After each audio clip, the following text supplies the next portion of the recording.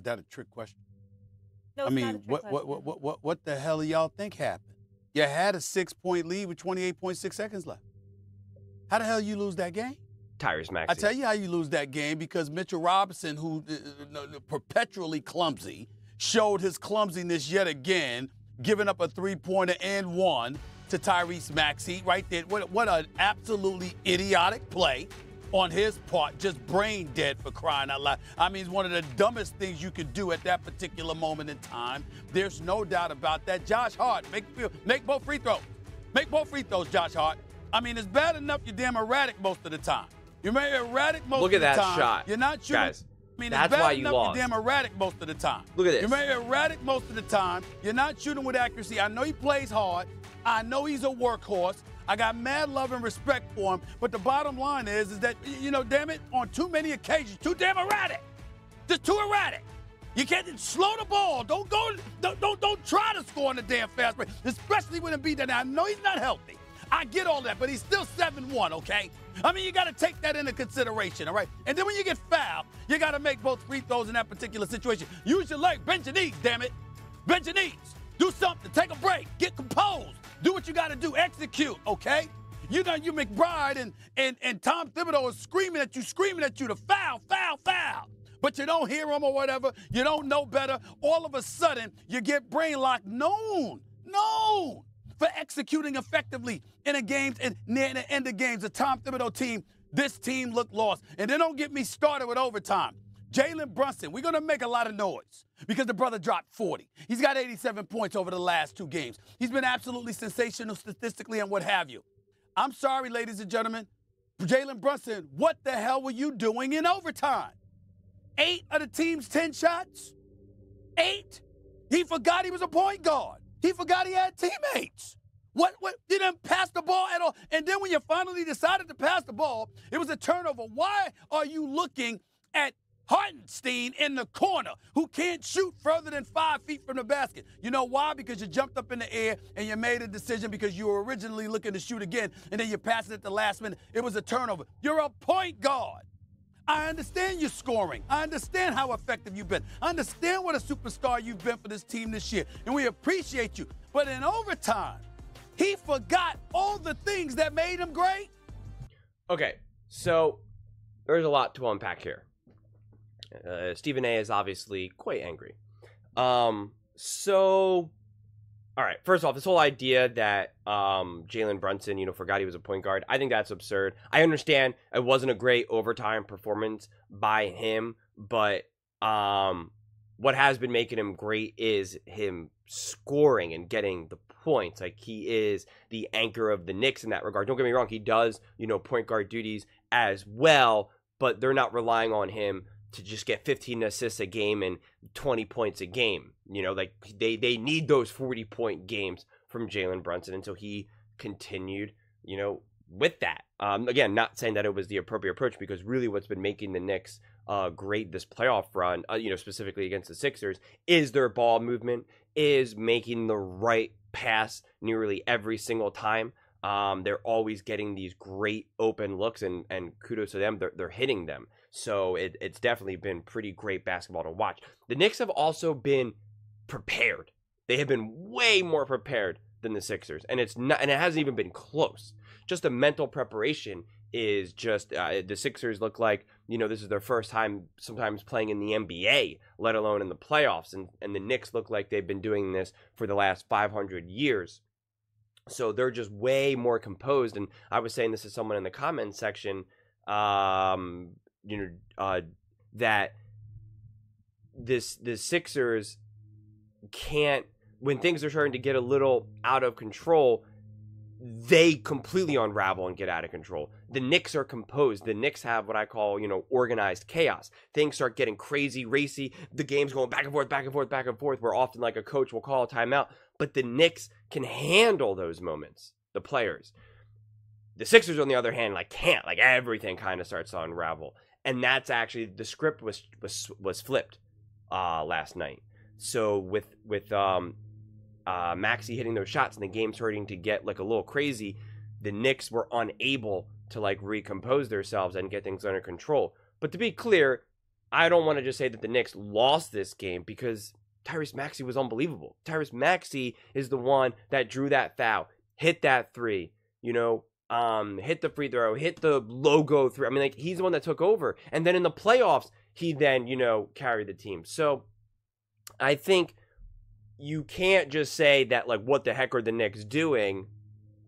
Because are you saying that you're expecting the Knicks to play perfect basketball every single game from here on out? Like, that's just not the way it works. So you're gonna have these moments, and it's a matter of, can you be resilient to them? Can you bounce back from them?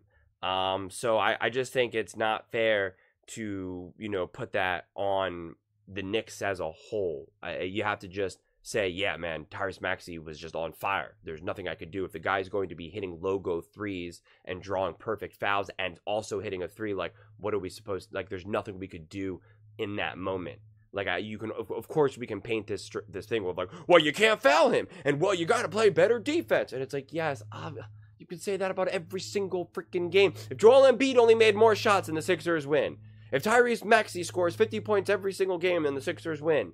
If the Knicks, if Jalen Brunson, you know, if Jalen Brunson made 8 of his shots in overtime, then the Knicks win. Like, we could play that game forever. So I think it's always absurd. Like, the Lakers lost a couple games ago. I think it was when Jamal Murray hit his first game winner. And if memory serves me correctly, LeBron James had a chance to, like, tie it with a 3 or go ahead. I forget the exact scenario, but he missed. And people are like, he didn't hit that shot, you know, and that's what you have to do. And it's like, okay, but, like, that's not why they lost. And what are we saying? That guy in that corner has to make that shot every single time just because the moment matters? That's not how it works. Again, if it did, then Steph Curry would make every single 3 he shoots because he really cares. Kobe Bryant, LeBron James, Michael Jordan, all these players would be hitting the game winners every single time because they want it so badly. It's not the way it works. Sometimes it's just literally up to God, the universe, whatever, chance. I really want to roll the dice and I really need it to come up 6. I can't will it to do that. That's where basketball is pretty unique. You can't will a shot to go in. There are plenty of times when Tyrese Maxey hits that, you know, shoots that logo 3 and it just does not go in. It hits the back of the rim. It just so happens that we got to see the game where Tyrese Maxey was making all those shots and was an absolute on fire. So I just don't think that you could put so much concrete blame on the Knicks in that regard. It's just the Sixers finally had some moments where they outplayed the Knicks. This was a fun game. It was a back and forth game. I actually had to watch the overtime on YouTube. I'm on a random YouTube channel because I use YouTube TV, and it cut off overtime.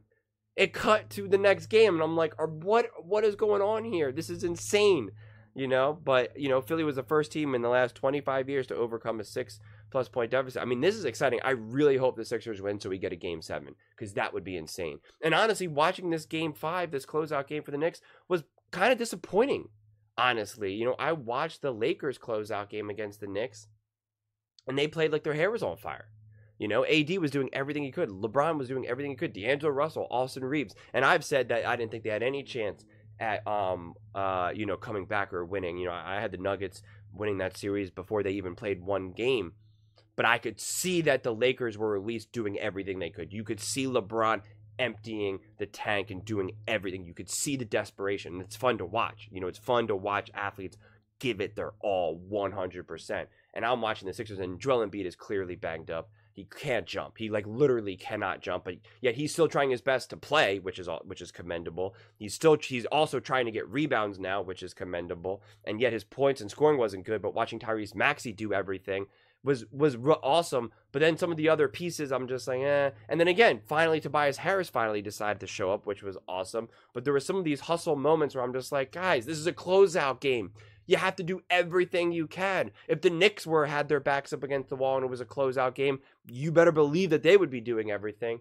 So I was actually kind of disappointed for majority of the game watching in terms of the Sixers' effort, especially when your MVP in Joel Embiid is, you know, lagging. But I said this before, and I said this in the comments, that, you know, Tyrese Maxey has to be the leader right now. He has to be the one to take over the games. And I have comments to prove it. I literally even said that. I think I have it set up here. Let's see. I said in this comment, me and Joe have been going back and forth a lot, especially about Embiid. I said, could be the minus whole debacle. Here we go. Perfect example. Game 2, Maxey was on fire, and instead of taking the game-tying 3, something Murray would take, Maxey passes to Embiid for a quick last-second shot. It was the wrong play. And then what happened this time? Maxey took the shot. He did not pass it back to Embiid. He didn't look to Embiid to be like, here, you're the leader. You're the MVP. Save us. Maxey said, no. I'm going to do it. And he made the shot. You know, and again, there's plenty of times that Maxey's not going to make that shot. And we were fortunate enough to see him make that shot. So I just think that, you know, this is where the Sixers need to go. This is what Maxey needs to do. Maxey needs to be the #1 guy. And kudos to Joel Embiid. Joel Embiid is the MVP, has been the 76ers for the last, you know, whatever it was, it's been 10 years or so.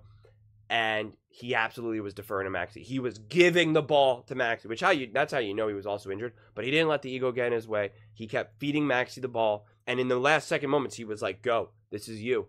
Go. This is your moment. And it was awesome to see. Absolutely awesome to see. But those are just my thoughts. I would absolutely love to see what you have to say. How do you think this series has been going? Do you think Maxey and the Sixers won this game? Or do you think that the Knicks gave it away and lost this game? Let me know in the comments below. I read every single comment. So whether you agree with me or disagree with me, either way, let's get in some discussions. Let's get in some fights. But ultimately, let's just have some fun. And please do consider subscribing. We are building an amazing community here, and I would absolutely love to see you part of it. I want to build something that we all genuinely feel connected to. Something that we're really excited to be part of. I think we're well on our way to doing it. And please don't forget to give this video a thumbs up, as it really does help with the visibility and the algorithm. Thank you so much, and see you next time.